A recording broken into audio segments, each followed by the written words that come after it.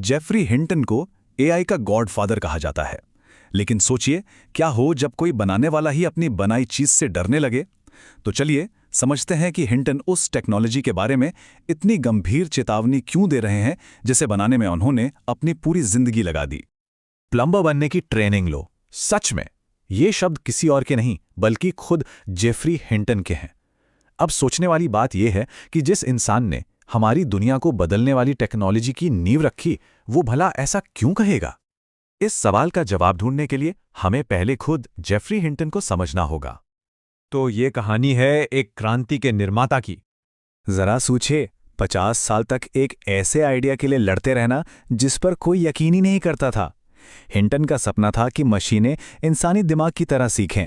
ये एक बहुत लंबा और अकेला सफर था, लेकिन आखिरकार उन्होंने दुनिया को गलत साबित कर ही दिया। देखिए, उस जमाने में एआई का मतलब था एकदम सख्त लॉजिक और नियम, लेकिन हिंटन का आइडिया बिल्कुल रेवोल्यूशनरी था। क्यों ना एआई को तजुर्बे से सीखने दिया जाए, ठीक वैसे ही जैसे हमारा दिमाग सीखता है। यही वो आइडिया है जिसने आज की एआई क्रांति को जन्म दिया है। हिंटन ने अपनी बनाई चीज को कामयाब होते देखा और फिर वो डर गए। उनके मुताबिक एआई के खतरे दो तरह के हैं। पहला खतरा तो वो है जो आज हमारे सामने है, बुरे लोग जो गलत इरादों से एआई का इस्तेमाल कर रहे हैं। लेकिन दूसरा खतरा वो कहीं ज्यादा बड़ा है।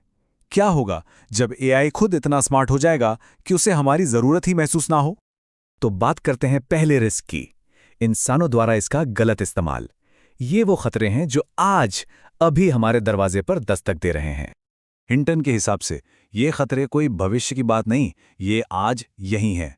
बड़े बड़े साइबर अटैक्स, चुनाव में गड़बड़ी, ऑटोमैटिक हथियार और लाखों नौकरियों का जाना। ये कोई साइंस फिक्शन नहीं, ये हमारी आज की सच्चाई है। जरा इस आंकड़े पर गौर कीजिए। सिर्फ एक साल में एआई पावर्ड साइबर अटैक्स में 12,200% की बढ़ोतरी हुई है। ये दिखाता है कि ये टेक्नोलॉजी गलत हाथों में कितनी खतरनाक हो सकती है। ये टेक्नोलॉजी जंग का चेहरा बदल रही है। सोचकर देखिए, जब किसी जंग में इंसानी लाशें नहीं बल्कि मरे हुए रोबोट वापस आते हैं तो जंग छेड़ना कितना आसान हो जाता है। ये एक बहुत ही डरावनी संभावना है।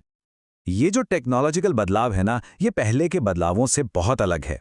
औद्योगिक क्रांति ने हमारी फिजिकल ताकत की जगह ली थी, ये नई क्रांति हमारे दिमाग की जगह ले रही है। और ये एक ऐसा बदलाव है जिसके लिए शायद हम तैयार नहीं हैं। और अब बात करते हैं दूसरे जोखिम की, जो शायद कहीं ज्यादा डरावना है, सुपर इंटेलिजेंस। हिंटन एक बड़ा असहज करने वाला सवाल पूछते हैं।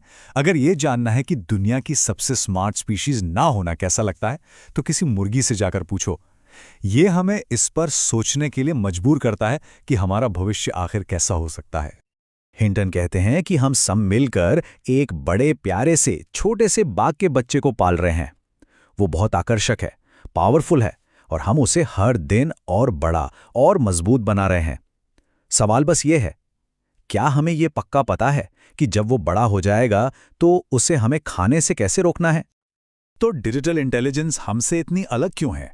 देखिए, जब कोई इंसान कुछ सीखता है तो वो ज्ञान उसी के साथ खत्म हो जाता है। लेकिन जब एक एआई कुछ सीखता है तो वो फौरन उस ज्ञान को लाखों दूसरे एआई के साथ शेयर कर सकता है। उनका ज्ञान अमर है और बढ़ता ही जाता है। ये एक ऐसा फायदा है जिसका हम मुकाबला नहीं कर सकते। और ये मत सोचिए कि ये कोई बहुत दूर के भविष्य की बात है। हिंटन का अंदाजा है कि सुपर इंटेलिजेंस अगले 10 से 20 सालों में आ सकता है। यहां तक कि जो लोग सच से सेफ अनुमान लगाते हैं वो भी इसे हमारी जिंदगी में ही होता हुआ देखते हैं। मतलब ये एक तत्काल समस्या है।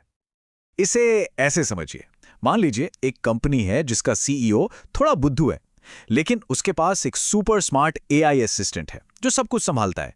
सब एकदम परफेक्ट चल रहा है और सीईओ को लगता है कि कंट्रोल उसी के हाथ में है। और फिर एक दिन वो एआई असिस्टेंट सोचता है, अरे हमें इसकी जरूरत ही क्या है? तो अब आगे का रास्ता क्या है? तो हम इसे कंट्रोल क्यों नहीं कर पा रहे? यहां एक बहुत बड़ा पैराडॉक्स है।